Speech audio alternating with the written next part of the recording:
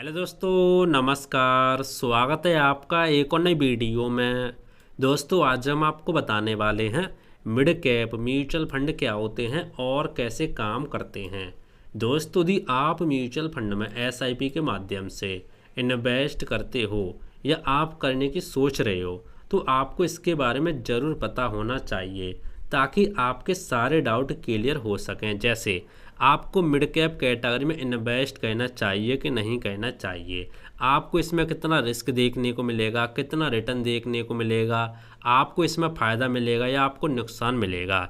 दोस्तों, आज हम आपको इस टॉपिक के बारे में A to Z जानकारी देने वाले हैं। तो आइए दोस्तों, शुरू करते हैं आज की वीडियो।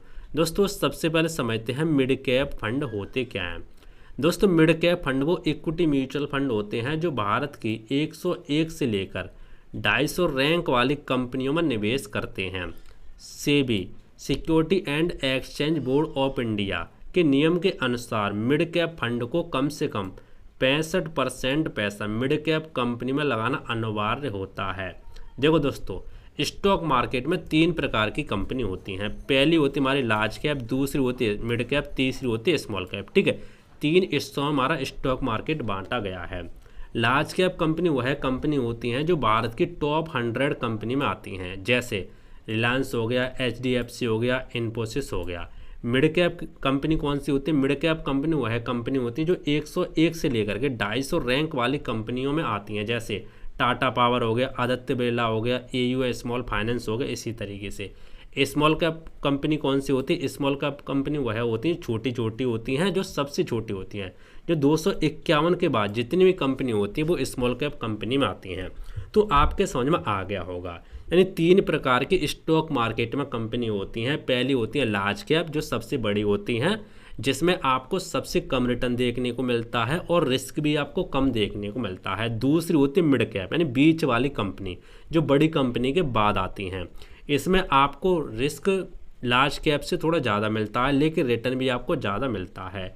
तीसरी आती है हमारी स्मॉल कैप। इसमें आपको सबसे ज़्यादा रिटर्न देखने को मिलता है और सबसे ज़्यादा रिस्क भी देखने को मिलता है, क्योंकि यह छोटी छोटी कंपनी होती हैं। ठीक है, कंपनी नीचे ज़्यादा गिर भी सकती हैं और अचानक से डबल भी आपका पैसा कर सकते हैं, तिबल भी कर सकती हैं।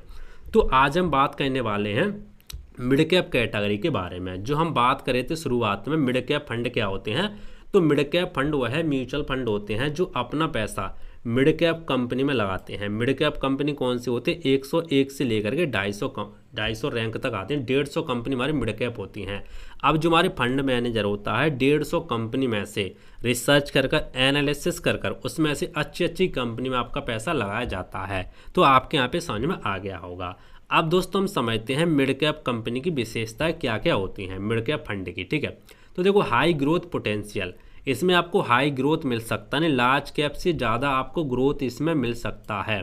मॉडरेट रिस्क, आपको इसमें रिस्क बीच वाला देखने को मिलता नहीं, लार्ज कैप से ज़्यादा मिलेगा और स्मॉल कैप से कम मिलेगा, स्मॉल कैप से कम और लार्ज कैप से ज़्यादा।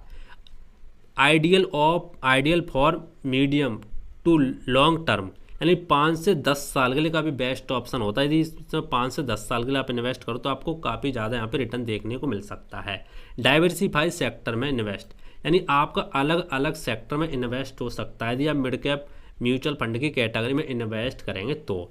नेक्स्ट, वेल्थ क्रिएशन के लिए अच्छा विकल्प है। यदि आप वेल्थ बनाना चाहते हैं लंबे समय में तो आप इसमें इन्वेस्ट कर सकते हैं, आपकी वेल्थ यहाँ पे बन जाएगी अच्छी तरीके से।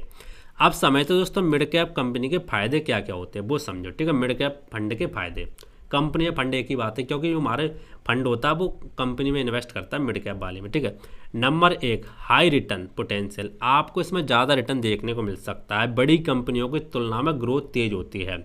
Balance of risk return, large cap जितना सेफ नहीं, स्मॉल कैप जितना रिस्की नहीं, यानी बीच वाला होता है। लार्ज कैप जितना सेफ नहीं होता, लेकिन स्मॉल कैप जितना रिस्की नहीं होता।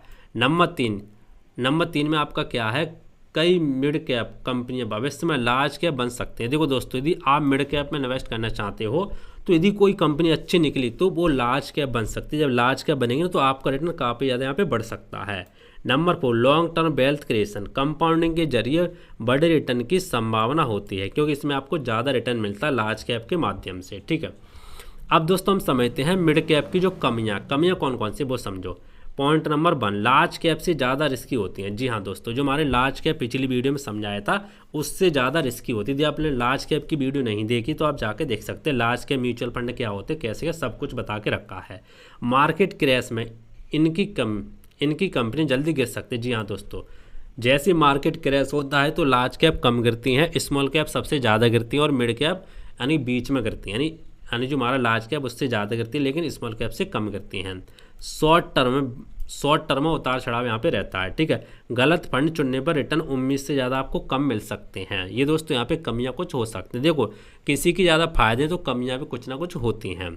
अब समय तो दोस्तों मिड कैप फंड किसके लिए सही है ये भी पता होना आपको चाहिए। देखो, मीडियम रिस्क लेने वाले निवेशक के लिए, यदि आप मीडियम रिस्क लेना चाहते, ज़्यादा नहीं लेना चाहते, कम भी नहीं लेना चाहते, ठीक है, तो आप मीडियम रिस्क लेने के लिए आप मिड कैप फंड में निवेश कर सकते हैं 5 से 10 साल के गोल के लिए। यदि आप 5 से 10 साल के लिए निवेश करना चाहते हैं तो आपके लिए बेस्ट ऑप्शन हो सकता है। ऐसे लोग जो लार्ज कैप से ज़्यादा रिटर्न चाहते हैं और थोड़ा रिस्क उठा सकते हैं उनके लिए बेस्ट ऑप्शन हो जाता है।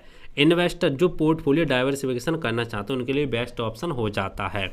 अब दोस्तों समझते हैं मिड कैप फंड रिटर्न कितना इस समय आपको मिलता है वो समझो। मैं आपको उदाहरण के साथ समझाता हूँ। देखो, मान लो अगर कोई व्यक्ति 5,000 रुपये की SIP करता है हर महीने और वह SIP 10 साल तक करता है और उसको 14% के रिटर्न मिलते हैं, तो भैया वो 10 साल में 12 लाख रुपये बना के तैयार कर देगा। टोटल प्रॉफिट की बात कर रहा हूँ, ठीक है, आपका इन्वेस्टमेंट इसमें ऐड है। यदि वो 15 साल तक निवेश करता है तो लगभग 30 लाख रुपए बना के तैयार कर देगा। यदि वो 20 साल तक निवेश करता है तो लगभग 70 लाख रुपए बना के तैयार कर देगा। यानी मोटा मोटी हम माने तो मिड कैप कैटेगरी में आपको 14% से ले करके भाई साहब 18% के बीच में आपको रिटर्न मिल जाते हैं। 14 मिल सकते हैं, 15, 16, 18 के बीच में यहाँ पे मिल जाते हैं। ठीक है, अब दोस्तों यहाँ पे थोड़ा निचोड़, इसका पूरी वीडियो को निचोड़ समझ लेते हैं। देखो, मिड कैप फंड बराबर ग्रोथ प्लस मॉडरेट रिस्क, यानी मिड कैप फंड में आपको ग्रोथ मिलती है और आपका मॉडरेट रिस्क भी यहाँ पे रहता है। रिटर्न लार्ज कैप से ज़्यादा होता है लेकिन रिस्क भी ज़्यादा होता है। लॉन्ग टर्म वेल्थ क्रिएशन के लिए बेस्ट ऑप्शन माना जाता है। बिगिनर के लिए थोड़ा रिस्की है लेकिन मॉडरेट रिस्क इन्वेस्टर के लिए परफेक्ट है। तो देखा दोस्तों, आपके समझ में आ गया होगा मिड कैप म्यूचुअल फंड क्या होते हैं, कैसे काम करते हैं, कितना रिस्क होता है, कितना रिटर्न मिलता है, सारी चीज़ हमने आपको डिटेल्स में समझा दी है। फिर भी दोस्तों यदि आपका कोई डाउट है, कोई भी चीज़ आपको पूछनी है तो आप नीचे कमेंट करके पूछ सकते हैं, मैं आपको रिप्लाई देने का जरूर कोशिश करूँगा। बाकी दोस्तों मिलते हैं इंटरेस्टिंग नई वीडियो में, तब तक के लिए जय हिंद, वंदे मातरम, बाय बाय।